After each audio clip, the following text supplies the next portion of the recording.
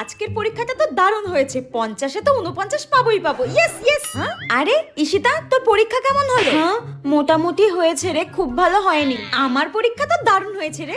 বাহ, খুব ভালো খুব ভালো। বলছি শোন না রে, ওই 1-এর 2-এর x এর মান তোর কত বেরিয়েছে রে? x এর মান? x এর আবার কিসের মান? ও তো পাক্কা বেঈমান।